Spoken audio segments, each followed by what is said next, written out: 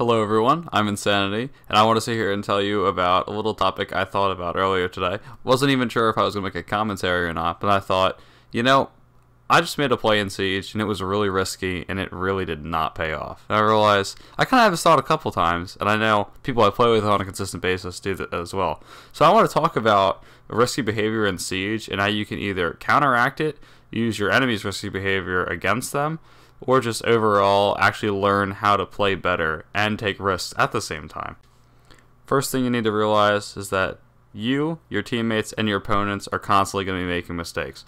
There's always, I guess, the best option you can make in a scenario, and a lot of times people are not going to end up making that decision. It's your job to improve upon your risky Siege plays, to learn what situation is best at all times. You don't want to be running into a scenario where you're like, ooh, I could pull off a run out. It might not work, but I'm going to do it anyway. And find out, oh, well guess what? You had a claymore right at that door.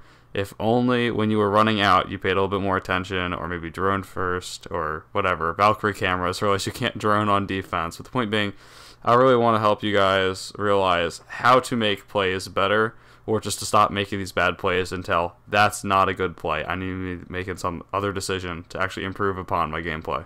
So if you see enemies making mistakes, you need to get on that and abuse that. If you see that no one's on the objective, don't go run around trying to get kills. You rush that objective. If a bunch of people are running outside because you're the last person alive, don't just run over there and try to get as many kills as possible. Flank around them, hit them from an unexpected angle, or go for that objective.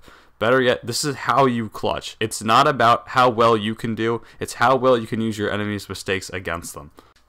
Also, do not let you or your team get overconfident. Overconfidence leads to a ton of mistakes. For example, if there's 5 of you and 3 enemies, don't think, we can rush the objective and have an easy, quick round. Because I've won plenty of rounds from teams that are overconfident just because we have someone leave mid-round and they think they have the opportunity to go ahead and beat us out on the objective. Because, better yet, good teams that coordinate, work together, are going to actually win a lot more rounds than teams who just think that they can win just because they have a numbers advantage. Because Siege is not a game about numbers advantages, it's about who can outplay who.